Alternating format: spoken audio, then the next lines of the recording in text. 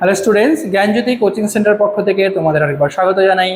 আমি রাজীব স্যার এবং আজকে আমরা আলোচনা করব সিবিপিবি ইউনিভার্সিটির আন্ডারে তোমরা যারা পলিটিক্যাল সায়েন্স নিয়ে পড়াশোনা করছো তাদের আজকে যে মেজর পেপার 5 রয়েছে 6 সেমিস্টারের জন্য, সেই আলোচনার যে একটা টপিক নিয়ে এসেছি তোমাদের জন্য। সেই টপিকটা হলো সমাজতান্ত্রিক সমাজ এবং এই সমাজতান্ত্রিক সমাজের বিকাশ এবং কী কী বৈশিষ্ট্য রয়েছে, এটা থাকবে তোমাদের আজকে আলোচনার বিষয়। সেটা থাকবে তোমাদের মেজর পেপার 5-এর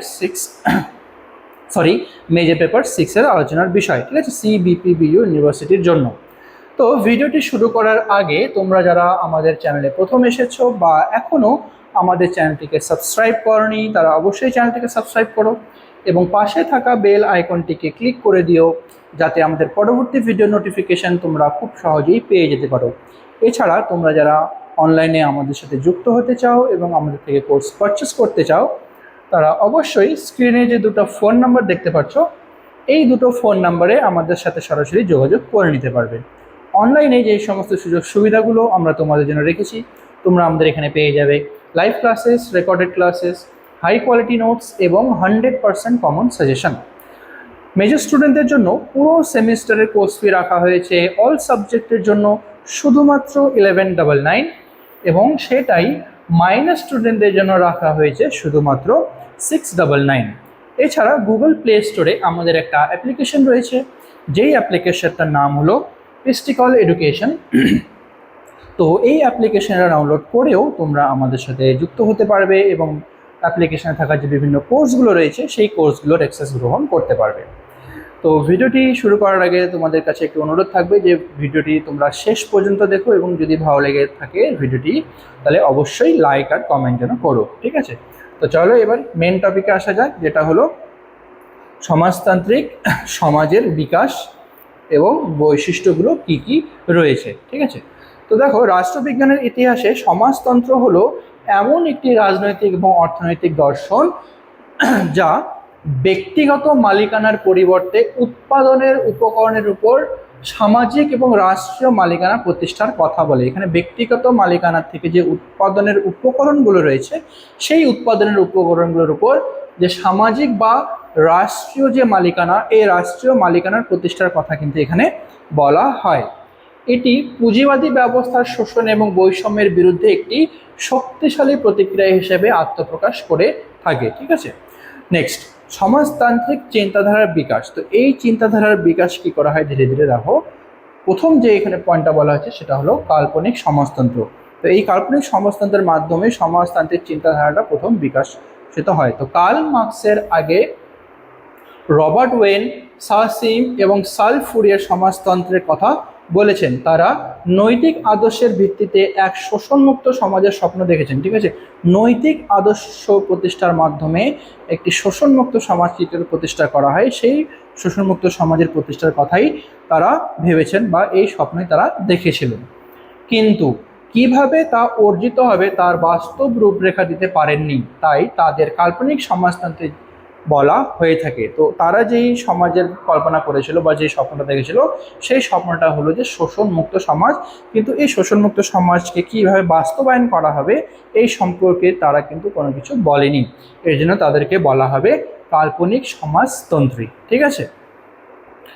আচ্ছা, নেক্সট যেটা রয়েছে এটা হলো বৈজ্ঞানিক সমাজতন্ত্র। কার্ল মার্কস এবং ফ্রেডরিক এঙ্গেলসের সমাজতন্ত্রকে একটি বৈজ্ঞানিক রূপ দান করে থাকেন, ঠিক আছে। এরা দুজন সমাজতন্ত্রের যে চিন্তাধারা, এই চিন্তাধারাকে একটি বৈজ্ঞানিক রূপ দেন। 1848 সালে কমিউনিস্ট ইস্তেহার বা কমিউনিস্ট ম্যানিফেস্টো যেটা রয়েছে, এর মাধ্যমে তারা জানান যে সংগ্রাম শ্রেণীর মধ্যে দিয়ে সর্বহারা বিপ্লব ঘটবে এবং পুঁজিবাদ ধ্বংস হয়ে সমাজতন্ত্র প্রতিষ্ঠিত হবে। পুঁজিবাদ ধীরে ধীরে ধ্বংস হবে এবং পুঁজিবাদের ধ্বংসের মাধ্যমে সমাজতন্ত্র কিন্তু ধীরে ধীরে এখানে প্রতিষ্ঠিত হবে। তারপরে 1917 সালের রুশ বিপ্লব এবং পরবর্তীকালে চীনের বিপ্লব এই সমাজতান্ত্রিক সমাজ গঠনের বাস্তব প্রয়াস ছিল, ঠিক আছে। বাস্তব প্রয়াসের জন্য প্রথমে যে হয়েছিল এটা হলো 1917 সালে যে রুশ বিপ্লব ঘটেছিল এবং তার পরবর্তীকালে চীনে যে বিপ্লব ঘটেছিল, এটাই কিন্তু তার প্রয়াস। নেক্সট হলো সমাজতান্ত্রিক সমাজের প্রধান বৈশিষ্ট্যগুলো কি রয়েছে। তো প্রথম যে বৈশিষ্ট্য হলো উৎপাদনের উপকরণের সামাজিক মালিকানা, ঠিক আছে। যে উৎপাদনের যে উপকরণগুলো রয়েছে সেই উৎপাদনের উপকরণগুলো সামাজিক মালিকানা, এটা হলো প্রথম বৈশিষ্ট্য। সমাজতান্ত্রিক সমাজের জমি, কলকারখানা, খনি এবং বন্টন ব্যবস্থার উপর কোনো ব্যক্তির অধিকার থাকবে না। এই সমস্ত যে উৎপাদনের যে উপকরণগুলো রয়েছে, জমি, কলকারখানা, ঠিক আছে, এই সমস্ত জিনিসের উপর কোনো ব্যক্তিগত মালিকানা থাকবে না এবং এগুলি রাষ্ট্র বা সমাজের নিয়ন্ত্রণে থাকবে। এই সমস্ত জিনিস বলো, যতগুলো উৎপাদনের উপকরণ রয়েছে সেই সমস্ত উৎপাদনের উপকরণের যে মালিক, এটা হচ্ছে সামাজিক থাকবে, ঠিক আছে, বা কোনো রাষ্ট্রের হাতে দেওয়া হবে। নেক্সট হচ্ছে ব্যক্তিগত মুনাফার বিলোপ। এখানে লোভের আশায় উৎপাদন হয় না, ঠিক আছে। ব্যক্তিগত মুনাফার জন্য বা ব্যক্তিগত যে লোভ আছে সেই আশায় কিন্তু এখানে মুনাফা অর্জন করা হয় না বা উৎপাদন করা হয় না। উৎপাদনের মূল লক্ষ্য হলো সামাজিক প্রয়োজন মেটানো। তো সামাজিক প্রয়োজন মেটানোর জন্যই কিন্তু এখানে মেন উৎপাদনের উপর গুরুত্ব দেওয়া হয়। এখানে ব্যক্তিগত কোনো স্বার্থ নেই। ফলে পুঁজিবাদী ব্যবস্থার মতো উদ্বৃত্ত মূল্য আত্মসাৎ করার সুযোগ এখানে থাকে না, ঠিক আছে। উদ্বৃত্ত মূল্য বা এক্সট্রা যে মূল্যটা রয়েছে সেই এক্সট্রা টাকা বা এক্সট্রা মূল্যটা আত্মসাৎ করার এখানে কোনো উপায় থাকে না, যেহেতু এখানে শুধুমাত্র সামাজিক প্রয়োজন মেটানোর জন্য এখানে উৎপাদন করা হয়ে থাকে। আচ্ছা, তারপরে রয়েছে পরিকল্পিত অর্থনীতি। সমাজতান্ত্রিক রাষ্ট্রে বাজার প্রতিযোগিতা থাকে না, ঠিক আছে। যেই সমস্ত রাষ্ট্র হচ্ছে সমাজতান্ত্রিক রাষ্ট্র, এই সমস্ত রাষ্ট্রে কিন্তু কোনো বাজারে প্রতিযোগিতা থাকে না। একটি কেন্দ্রীয় পরিকল্পনা কর্তৃপক্ষ স্থির করে কি উৎপাদিত হবে এবং কিভাবে তা বণ্টিত হবে, কী ধরনের জিনিস উৎপাদন করা হবে এবং সেই জিনিসটি বা উৎপাদনের যে সামগ্রী রয়েছে সেটা বাজারে কিভাবে বন্টন করা হবে তারা কিন্তু নির্দিষ্ট করে দেয়, ঠিক আছে, তারাই স্থির করে দেয়। এর ফলে অপচয় এবং মুদ্রাস্ফীতি রোধ করা অনেক ক্ষেত্রেই কিন্তু সম্ভব হয়ে থাকে, ঠিক আছে। নেক্সট রয়েছে শোষণের অবসান এবং শ্রেণীহীন সমাজ। কি করে এখানে শোষণকে ধীরে ধীরে বিলুপ্ত করা হবে এবং শ্রেণীহীন সমাজ কি করে গঠন করা হবে, এটাই কিন্তু এর মূল উদ্দেশ্য। মার্ক্সীয় তত্ত্বে সমাজতন্ত্র হলো সাম্যবাদের প্রথম স্তর। তো সাম্যবাদের প্রথম স্তর কিন্তু এখানে বলা হয়েছে, মার্ক্সীয় তত্ত্বকে সমাজতন্ত্রকে এখানে প্রথম স্তর বলা হয়েছে।